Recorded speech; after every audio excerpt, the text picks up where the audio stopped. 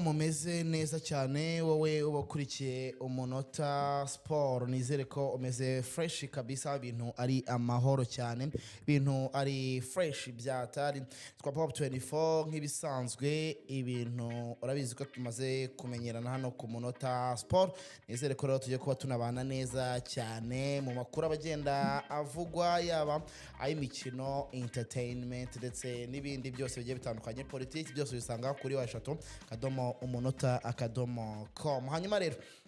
uyu munsi nabatumiriye mushiki wacu muzavuga ngo dutumira abahungu gusa dutumira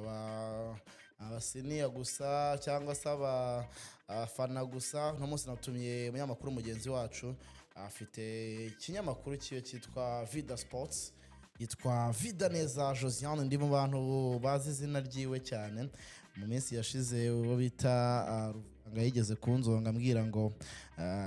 nzi izina ngo ubwo nzi amazina yawe yombi ngo ibintu birakomeye cyane. Vida bimeze neza? Ego meze neza. Gera warumenye oya kurura gikurure nta okay aho hano imikoro iti kugeraho neza ku munota. Nari nagize ikibazo cy'uburyo ndeshya. Hano sura tutareshya. Hano wagira ngo turi mu buriri. Harya none mureshya? Harya. Nta makuru bifite hose. Hoya. Mu buriri abantu bose ngo babareshya. Shara aro mutareshya. Bro, aro mutareshya. Niyo mpamvu nabyemeye. Hari amakuru. Uri kubivuga ariko nk'umuntu ufite amakuru. None se hari umuntu uvuga ibintu adafite atahuye nabyo. Attention. Aha, aho rero aho niho ruzingiye rero. Hari umwe wibona ntimureshya. Niba kukushye mu buringo barareshya. Ariko harimo mureshya nkawe. Ese ufite metero 1.40 sana 65 3 sigugezemo. Ariko ubwo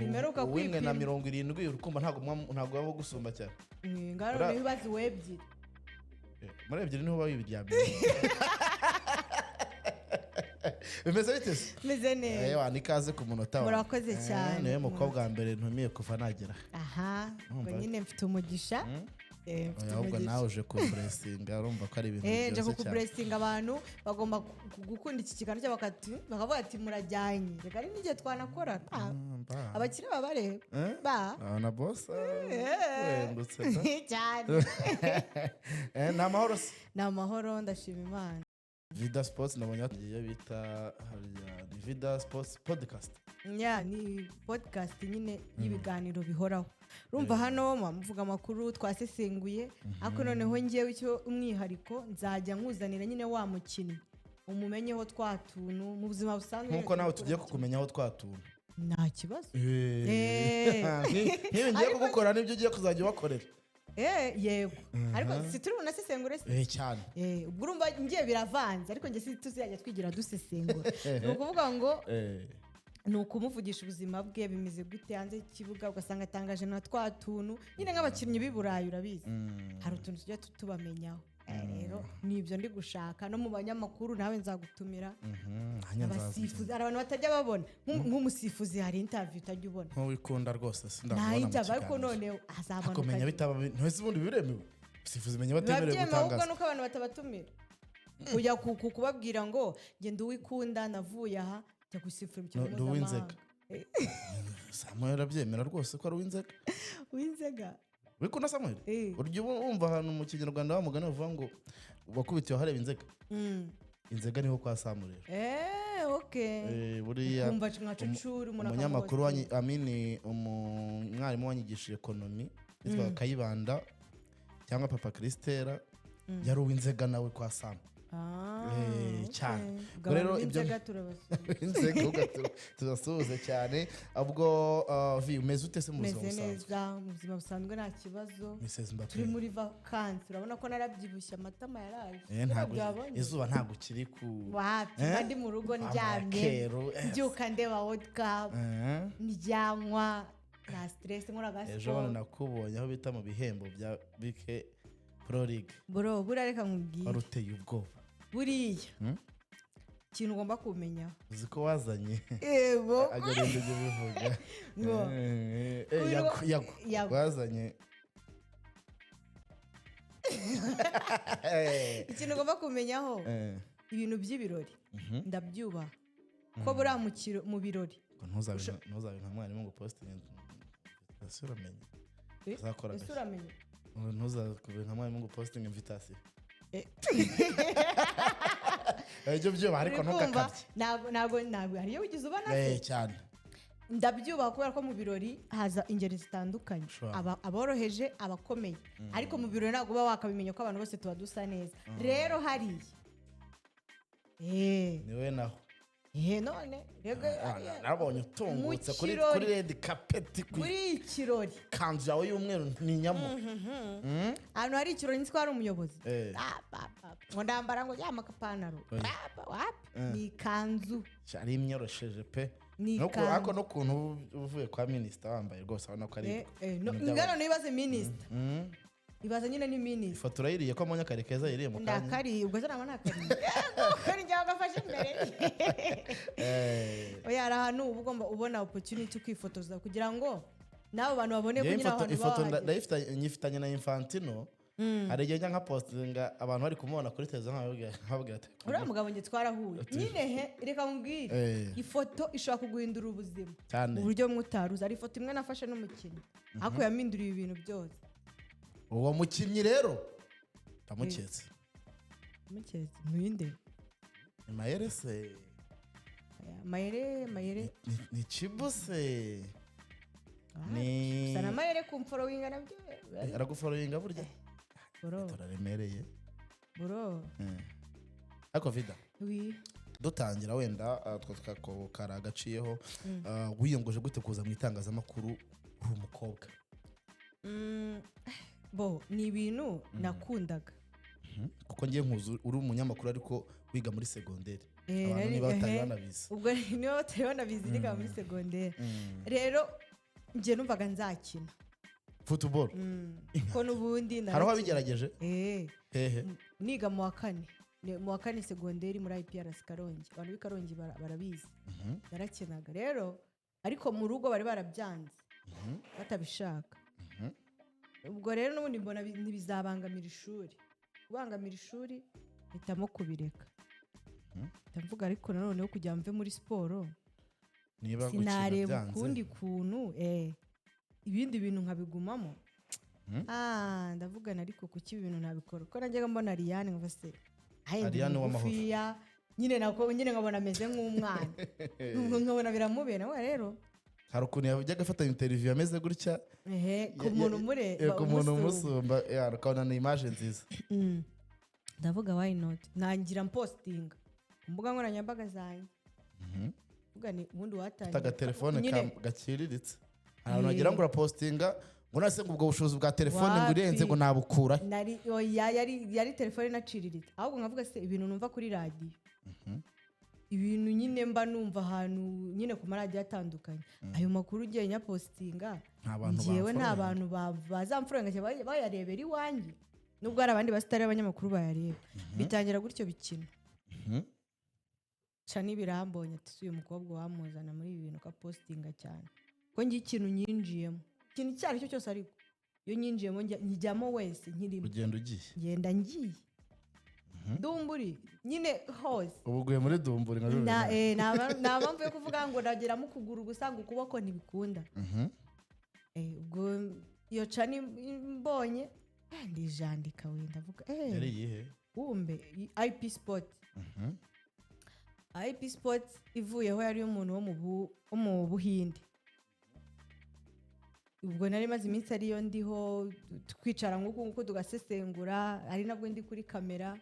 ariko nko muri icyo gihe kuko urumva najyaga ndebanye match cya kabiri ko sizishyuzaga izindi match najyaga gukunda kureba ni izareyo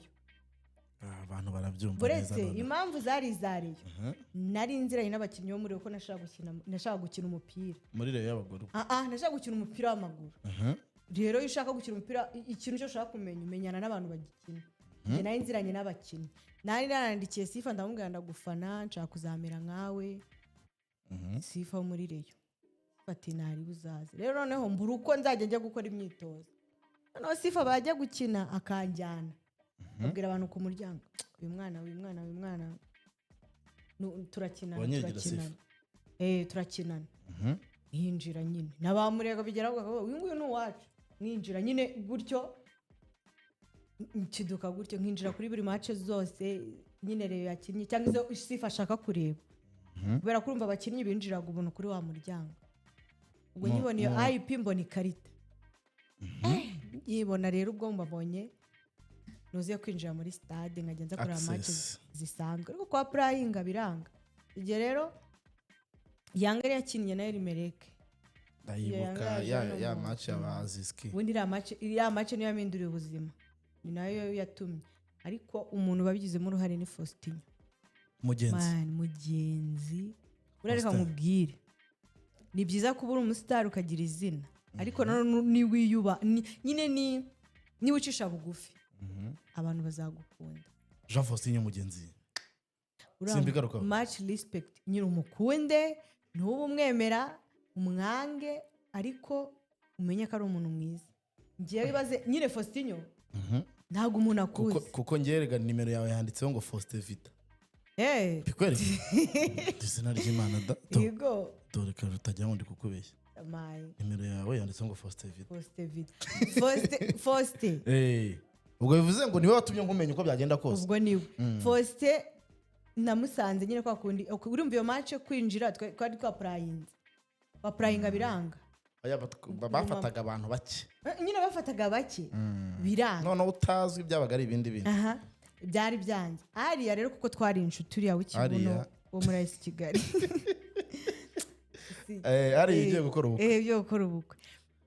nimba atarabukora yarabukoze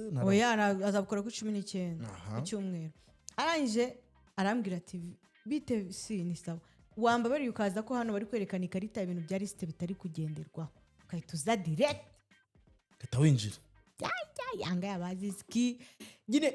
ya kipe nawe uvuga uti nzayibona ndagenda ndayira match irangiye kumwe abanyamakuru bari hasi urumva access nk'umunyamakuru nono nge nari ntumva nyine nta bwoba nabaga mfite ndagenda negera Faustin kurumva Faustin nari nzi yuko akunda Yanga ikindi nari nsanzwe muze nyine nk'umunyamakuru kuko najyaga ndeba iriya mbere akiri kuri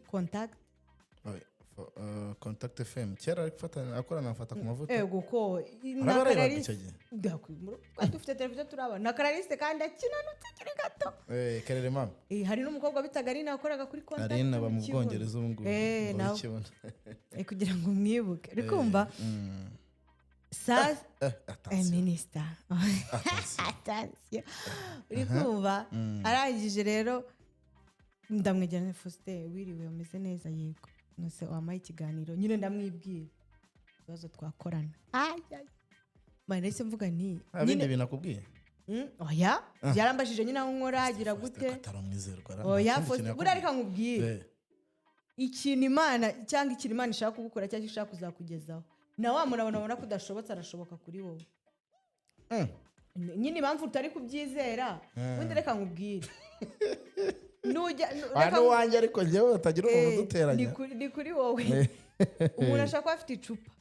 kwaka asanzwe azi kuri umusinzi akagira ngo harimo ikintu akagira ngo harimo akantu nk'ubu abantu babona kubera ko bazi ko kandi ari icyayi kandi ari icyayi rero utabizi avuga gutyo yabikora yabona ari icyayi agira ngo ni ikintu nashyizemo yego Faustin nyamamaye interview yagize abantu benshi pe yagize abantu benshi nyine yararebwe yazabaye n'umuboss aravuga ati wow hano rwose mwakoze neza mwakoze akazi haciyemo kabiri gake ubwo nyine umva bahise babibona ntabwo bakorana na Faustin ngo ugomeze gutyo kandi nanjye ntabwo nagiraga nahoraga mpostinga n'ubundi ariko harimo undi muntu nagize nyine w'umumanager akora Mihigo Saddam n'urundi rwego ntabwo ari ukuvuga ngo ni ibiki ariko nyine hari umuntu ubura n'ubusobanuro n'uburyo umushimira nungu nyine Saddam mu buzima Saddam mu buzima nyine niwe muntu nyine yambereye umuntu mwiza umubyeyi yamfashe nyine nkaho niba ndi umwana we niba ndi mushiki we sinzi ikintu ariko hari umuntu ukwishingira cyangwa ugufasha nta nyungu okay ubwo rero mitamba haho njya kuri TV8 TV8 yari umuntu utaminane no kuri fine nyine yabaga ariyo nyuraho nyine gake bitakabije hace iminsi ubwo urumva nafashe iyo nka interview zingahe ku kibuga nayafashe polisi twari igikombe kakarasisi cy'amahoro cyagiye yego bivaho mfata na interview namuherekeje ama interview ku kibuga match irangiye ndavuga rero abantu muri kumubona yambaye iryo koti nuko nguko yari yambaye uyu munsi nuko nari nambaye ubwo Rwanda magazine ntago yatinjijemo renzaho binyujijwe muri manager wanjye Nkude renzaho mbangiyeho ndabyuka nanjye icyo gihe bama interview nimba ari hano hepfo kuri Maison urabyibuka interview muri harangiye match y'Amavubi harangiye nimba ari match turi mu muhanda hari wari uremereye cyane umva hari yanyine narakora ariko ndemereye cyane ku Rwanda wari uremereye cyane yaranarebwe icyo gihe turayikora twaje kureba match icyo gihe Amavubi Rwanda magazine niho hantu navuga ko nyine izina ryanjye ryatangiye nyine kuba strong riramenyekana numva abantu bari bagabira biganiro byukora utuvideo twanjye byose nyine batangira kubireba nyuma nyine za kuvuga ubundi zimbaraga nshyira mu bandi kuki ngewe kuki niba YouTube imaze kumenya ngo yahemba wakoze gutya kandi mba mu rugo ndarya ntacyo mbura buriya ushaka kuvuga ngo ngumenye gukorera ahantu ko nta yindi choice ufite ariko mu gihe ubona ufite indi choice nkuko kwanjye mbese oya nabyo were burakuze rumanya nari umwana nari inyiga bagwaye amafaranga y'ishuri bagwaye rijado boje bagwaye biki nyine urumva bagura abifatanya no nsoje kwiga ndavuga ninsoza kwiga nzahita nikorera tayari birangira rero ni Vida Sport ibaye ngiyi nyine inshallah izaba nyine cy'itangazamakuru gikomeye. Ni Vida mu rugendo rwe ataraba Vida wa Danje yabaye umunyamakuru wa Danje. Hanyuma rero nica turi kugenda twihuta nicaye nkubonye mu ndege ndavuga uyu mwana wejo bundi arayuriye arayuriye fesa turebera ifoto ntabwo ayiposte ariko ntabwo ayibona afite post ibihumbi bingahe nabo arebe kuri personal account Vida Toto sawa Vida Toto abantu babonye uyuriye aravuga ati fe yarayimutegeye ati fe Toto arayiteze tubagiye kubonanira muri Tanzania ati ni byaba abakobwa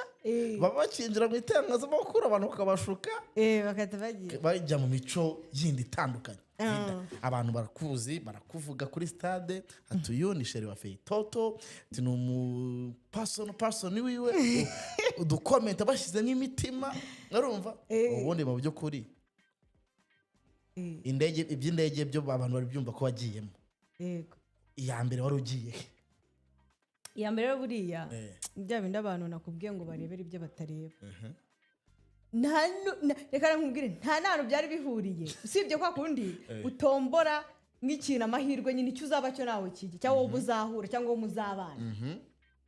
umuhungu yiziye n'aha dufata ifoto mwemera meraga ari muri Yanga ko njye nafanaga Yanga n'ubundi yego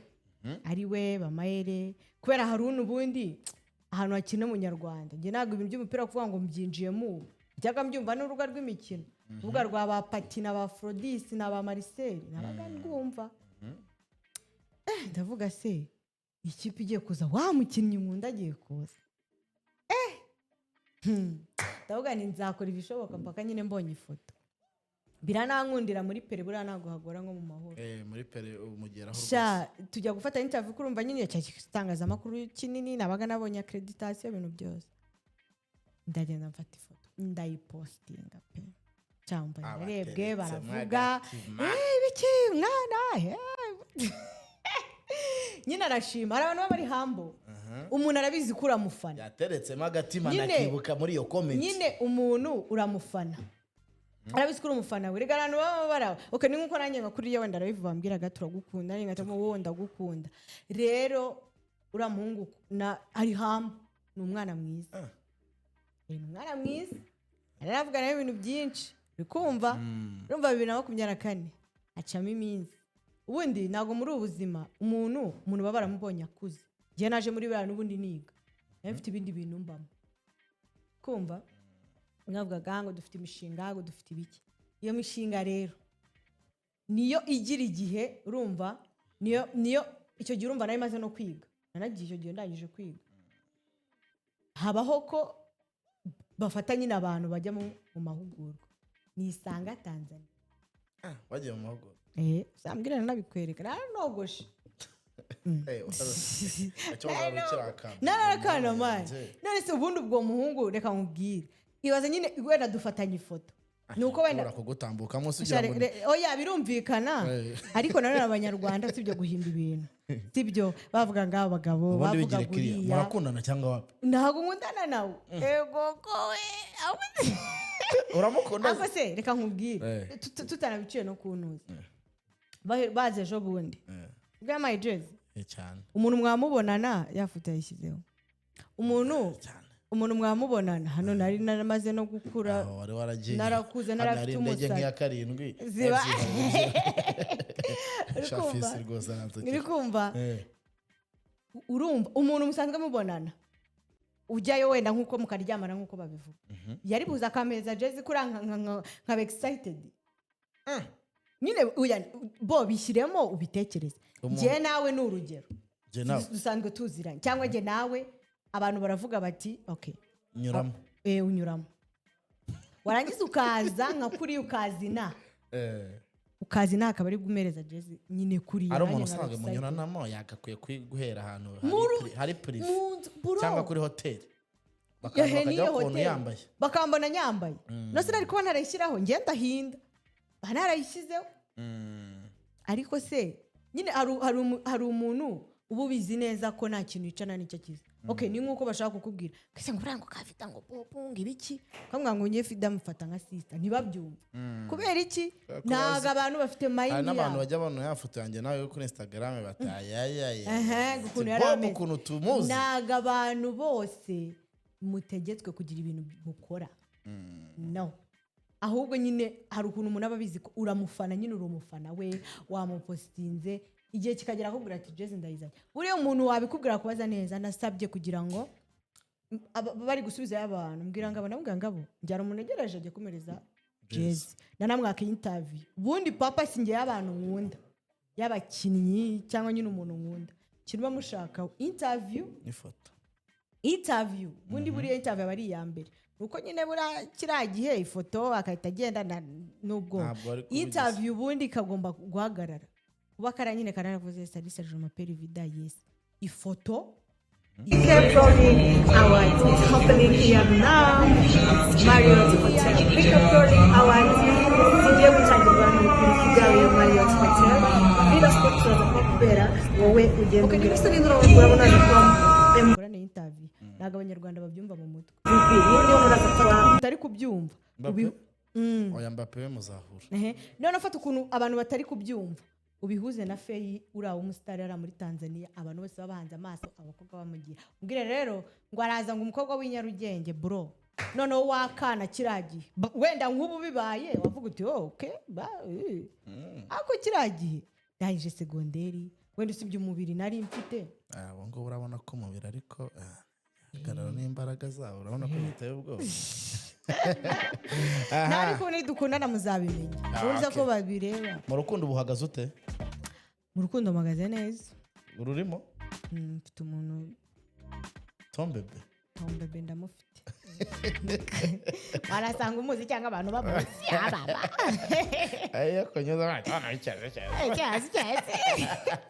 yes Vida nicyo wabwira umukobwa ugiye kuza mu itangazamakuru tugenda tugana ku musozo ikintu cya mbere nabanza amenye ngo ese ibi bintu koko ndabikunda cyangwa ari ikindi kintu gitumye mbigiyemo tabona Vida yarabaye umunyamakuru byaraciyemo kagira ngo nawe nuko nyine hari ukuntu uvuga sundi ibi bintu nyewe n'urugero nuko navugaga nti Ariane ko mbona bimubereye biriya bintu sinabishobora nta yandi makuru bifiteho wowe nyine banza uvuge ngo ese ndi gushaka iki intego zanjye ni izihe nk'ubu wenda abantu bajya ngo we kuki utajya kuri radio kuki utajya ute ntabwo zari intego zanjye nta nubwo zari inzozi zanjye kuyikorera pe ahubwo nyine vuga ngo nyine inzozi zanjye ni kuri radio nkazajya kuri televiziyo cyangwa wenda nkagira gutya cyane inzozi zanjye ni gutya kandi ikindi kintu ugira ikintu kinini ugira muri wowe kitazatuma ucika intege ibintu biba muri ibi bintu udafite intego nini wabivamo wiruka okay uramutse ufite intego ukavuga naba bari kumutangaho urugero ariko kuko nawe ari mu bantu bahinduye ubuzima bwanjye Haruna ibyo ushaka kuvuga uti ngende gushaka kuzabona Haruna cyangwa mukoresha interview izo nzozi yego ni nini ku muntu utarabitangira ariko numara kubitangira nkange rwose nyine uretse mubwire numara kubitangira wabyinjiyemo izo nzozi zirahita zirangira niyo mpamvu wowe wihaye niyo mpamvu rero nihaye izamba pe ntabwo mubwiye wenda ngo 30 zawe turivamo uzise konzi ko kiriya cyisi cyo uzakijyamo reka nkubwire ntago nahita nzivamo uzi impamvu mvuga wenda ngo nzarireka nyine nareka itangazamakuru ari uko twahuye ni ukuvuga ngo mu gihe bitararangira ntago nyine narireka keretse nyine byanze byo kuvuga ngo ibintu byaranze nyine ako ntago byakwanganye simbyizeye nta nubwo rega intego ari ukuvuga ngo ubwo uzakora n'umuntu munini ushobora no kwiyintego avuga uti afoko ni 27 nzajyayo okay simba okay n'urugero hari none se ugira ngo sizarangira hano batagiyeyo ukavuga uti njya Bugande rwose ukareba rega n'izindi ntego ziba zihari kwera kajya muri iki okay amavuta atagiye marano batajyemo nk'izindi ntego kariya ko dabi wenda yangana Simba ibikomeye cyane ukaza wihaye intego uti nzajyayo bro mu myaka 2 ugiye nyine naruwe no kuvuga ibiri ushobora kubigira iyo ugiye ubona ibindi byiza ukahita utangira gukora rero ngewe kubireka biragoye ni ukuvuga ngo agire intego nini kandi niyite ngo ku by'abantu ngo bavuga abantu ko bavuga ngo abakobwa mukiza mu itangazamakuru ngo araba bakaruka z'igitsina ngo ibiki ngo bobo gutya ngo ntiyagutumira ngo hari ngo gutya kintu kidogo nose bavuga iki nta kindi kintu reka babona bavuga reka nyine bo uzi ikintu kibaho ngiye nuramuka umbwiye ngo ndi bugutumire ukambwira ngo ariko urabanza unsure nkaza koko nkabanza nkagusura nkaza nyuma mu kiganiro ubwo ikizambaho nzavuga ngo wa muntu yantumiye yabanje kumbwira ngo musure ujyamo ikiganiro ariko nuramuka ubimbwiye nkanga n'ubundi wari wapanze kuntumira ususi dore hano uvi wawe nza hano gutya sinje ukwanjye bagiye fisa afite kugira ngo turazanye oya fisi yari twari turi kumwe fisi aho narindi uri kumva uzabibona akabivuga ni bya bintu nyine bakeka ati bari kumwe ariko ibyo ntiwabyita kuko warunkeneye iyo wandi warunkeneye uriya ni ikintu cyo warunkeneye mugero warunkeneye urantumira n'ubundi n'inkwima ntacyo bitanga n'ubundi n'ugisiba niwe warunshaka ntabwo ari njye wagushakaga ntabwo bishoboka nukuri buriya n'umuntu watanze aba yavuze ati ndatanze ariko nanze ibyanjye buriya reka nkubwire ibintu uri gucyurira okay noneho reka nanabishyireho n'umucyo ese nyine ibintu urimo urajajingaho uwo muntu kuri wowe umeze ute video uramubona wa mukobwa urangije abakinnyi wa mukobwa ujya mu bakinnyi wowe uri kubivuga nubwo utari mu bakinnyi urera ubu ushaka gusanga ninjya mu bamotari nkajya ku muhanda nubwo muzavuga ngo video aratega ngo ajya bageze mu bamotari kageze mu bamotari n'abanyonzi nyine abantu ntabwo babuza kuvuga ibintu by'umuntu niyo byaba ari umweru dushobora kureba hano inyuma hano ukuntu handitse hacuritse buri muntu wese yakuramo amagambo ye niyo mpamvu rero bitagutera stress vida kabazo kanyu ubona ari ikipe izatwara igikombe cy'isi kuri njyewe match y'Ubufaransa itaraba yego igikombe cy'isi amahirwe ni ko yari Argentine niramuka ikomeje mu gihe rero itakomeza Ubufaransa yego burakomeye nabwo ntabwo tuzi ibyo ariko njye amahirwe ndi kuyaha Argentine tutitangira komeza cyane izakomeza niyo kipe ubundi Messi akaguma gutyo Mbappe ndamukunda arabizi ariko uyu ntago nyine ntago ntabwo njye ndi kumuha amahirwe. Okay. Yeah. Abonye gute igura n'igurisha muri Rayon Sport na APR bitwaye gute ku isoko? Kuri inshuro ni neza kwa ko abakinnyi turi kubona aho bavuye, turi kubona nyine background nyine data ziragaragara. Okay. Muri Mazembe abarebaga Mazembe nubwo twe tutaba tuzireba hari abazirebaga, ibyo biragaragara n'imikino yakinnye apana bya bindi uyu mukinnyi ngo yakiniye muri iyi kipe ngo yari afite imvune. No, kapitene wa Stade Marie hari nani kapitene uriya wakinaga muri Stade Marie biragaragara yarakinaga n'umukinnyi w'umuhanga, top scorer wo muri uriya w'umunya Cote d'Ivoire. Nyine n'abakinnyi bakina abariyo wenda usibye uriya bavuga mu cyiciro cya kabiri urumva muri noza muri South Africa. Ariko abandi nabo urabona ko ari abantu bagaragara kandi none ubona ko ari ibintu bifatika bifite sanze. Barakinnye kina na Jamus ntago wavuga ngo ni ikipe wenda ngo y'icya kabiri ngo kundi bipimaga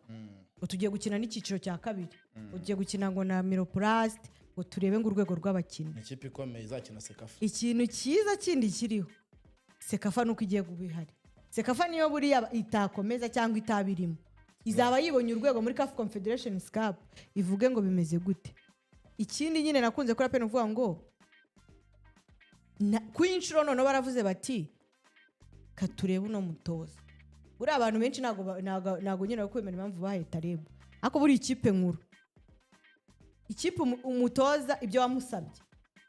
yarabiguhaye muri sezo. Mbyo kuvuga ngo umupira uryoheye ijisho, umupira uryohera ijisho ese abo bakinnyi nabaye hanyuma se abo bakinnyi sara abakinnyi baretse bakagenda abafana se bavugaga ko nyine aribo bakinnyi barenze. Ikipe niyo yicara ikavuga ngo dukeneye ibi dufite uyu mutoza. Okay, niba umutoza amuhaye abakinnyi bakomeye kaba atari kubabyaza umusaruro niba ufite ikibazo. Kuri Reyo nabo kuvuga ngo bakomezanye na hari ingingo kuba nyine wenda barakomezanyije ibintu byo kuvuga ngo bahoze bahindura umutoza. Okay, Simba na Yanga bahindura umutoza buri munsi kubera iki? Iragenda ikitereka kagura umukinnyi umuhenze hariya umutoza akabona nta musaruro. Bonye harahirayo Tripoli igiye gutanga 5 kuri gira umugisha. No kuri Fisto. Hanyuma ukavuga ngo ibintu abakinnyi naguhaye uri kubabyaza uhe musaruro inawe. Kandi ikindi kintu hari impamvu babirukana abantu binani tukavuga ngo ari amakipe narabirukana baba bafite abaterankunga bashyiraho pressure kuri gutsindwa umukino abakiriya bamvuyeho kandi ni wowe unyamamariza. Ariko inaha nubwo ntabo dufite tugerageza guhereza amahirwe. Ni ngo kundi Julien Mete avuye muri Reyo agiye muri Task atwaye igikombe agiye kuzahure na Reyo wabona ejo ndayikubise kandi baravuga ngo gwinguru nisingo kandi ngo yari ari nahango kandi ngo nta kintu twafatagaho. Yego duhereze umwanya bira bya Tarebu nge ndabishyigikiye kandi muzabona impinduka amakipe yacu zagera kure. Ikibazo cya nyuma wabonye gute MVP? Yagomba kuba ugira umugisha cyangwa Watara na Taiba rumwe babibye? Watara yari yatsinze yari top scorer. Taiba yari umunyarwanda witwaye neza. Ibitego 16 16 kina mu ikipe bya Watara kina mu ikipe nyine yo mu ntara waragaragaye. Nta rutayizamu umunyarwanda twari tumaze kubona abikoraho uri kumva.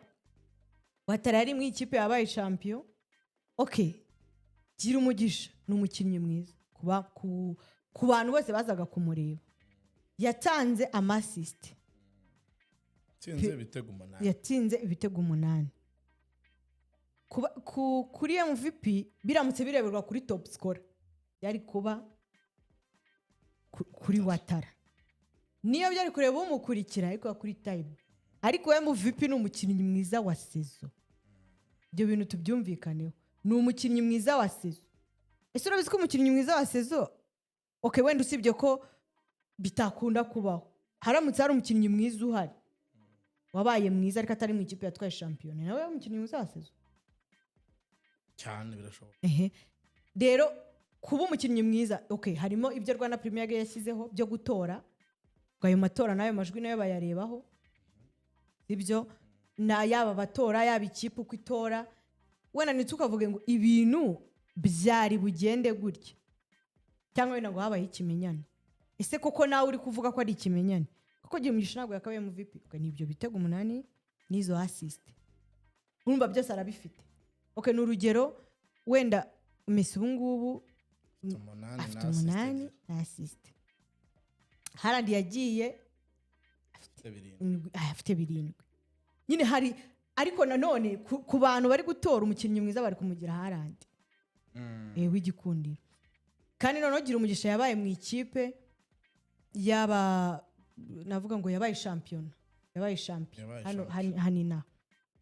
kuba MVP cyangwa ibyo batora fa kuba nyine bataratandukiye ngo bajye kure Gora byemera ngenda byemera